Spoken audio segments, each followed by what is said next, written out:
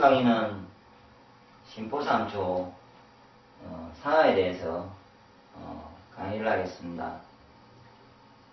이름이 생소할 건데 이 심포삼초를 무엇인지를 인체에는 이게 기가 다니는 길이 존재하는데 그 길을 이해를 하면은 본인이 현재 마음의 어떤 문제로 인해서 긴장이나 강한 스트레스, 신경성동으로 인해서 몸에 어떻게 해서 왜 그런 게 몸에 어떻게 나타날지, 왜 나타나는지, 그리고 어떤 방향으로 나타나는지, 그러면 그게 나타났을 때 내가 그것을 어떻게 나타난 부분의 증상들을 어떻게 해서 내가 스스로가 완화 치유할 수 있는지에 대해서 알 수 있을 겁니다. 그래서 일단은 이론적으로 먼저 한번 설명을 드리면요. 원래 이제 심포삼초라고 되어 있는데 몸에는 생명력의 에너지 기운이라는 게 이렇게 존재합니다. 몸에 생명의 에너지 기운이 존재하는데 그 기운이 어딘가를 다닌다는 거죠. 그 주 다니는 길을 저는 심포삼초라고 생각을 합니다.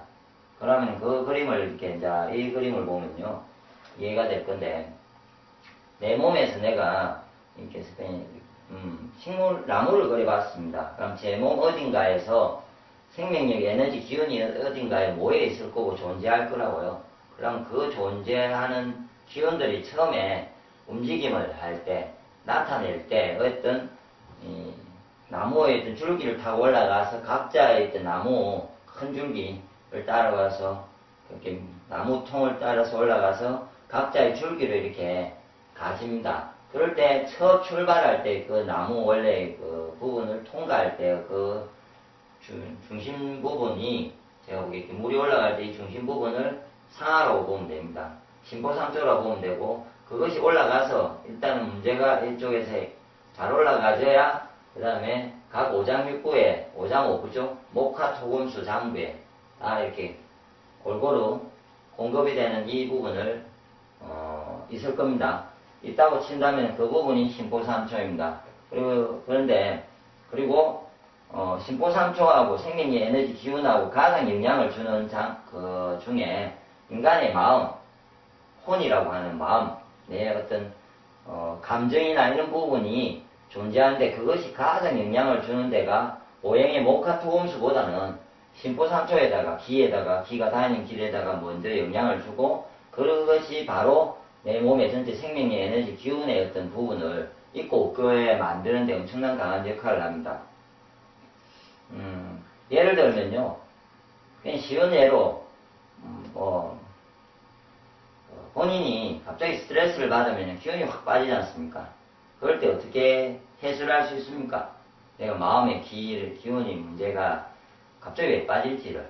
그럼 그걸 또 어떻게 하면은 갑자기 빠졌으니까 그럼 어떻게 하면 내가 키울 수 있을지에 대해서 이제 방법을 찾아야 되는데 그거는 이렇게 심포삼초에 영향을 줬기 때문에 심포삼초에 기에 막힘이 생겼기 때문에 그 막힘을 뚫어주면은 이렇게 문제가 발생한 게 다시 기운이 놓아질 수 있습니다. 근데 사람의 마음이 얼마나 이렇게 강력하냐면요. 암 환자가 있습니다. 암 환자가 자기 암을 모를 때는 그 모르는 과정에서 1, 2년이고 3년이고 그냥 살아갑니다. 그런데 병원에 가서 해서 암 환자가 의사로부터 3개월의 판정을 받습니다. 단신에 그 목숨은 3개월입니다. 이렇게 판정을 받고 나면은 자기 머리에 3개월이라는 게 그게 시스템이 돌아갑니다. 타이머가. 그래서 한 달, 두 달, 3개월이 가면서 초조해지면서 급박해지고 난주 3개월째 됐을 때 나는 죽을 거라고 생각하면 그날 비슷한 그 어떤 주위에서 사람이 생명이 더 빨리 단축이 되게 되어 있습니다. 그거를 이전에 실험한 결과가 있는데 알 수 있는데 이전에 아마 포로를 대상으로 실험한 결과인 것 같은데 저도 정확하게 이전에 어디서 봤는데 이제 자료를 뒤져도 어디에 있는지는 못 봤습니다. 근데 그 내용에 기억나는 내용에 하면은 아마 개나 이런 큰 동물한테 독극물을 주사를 하고 나서 한 10분이나 이런 상태에서 그 포로한테 죽는 걸 보여줘요. 과정을. 고통스럽게 하면서 죽었겠죠. 어느 시간 내 10분이라면 10분 내.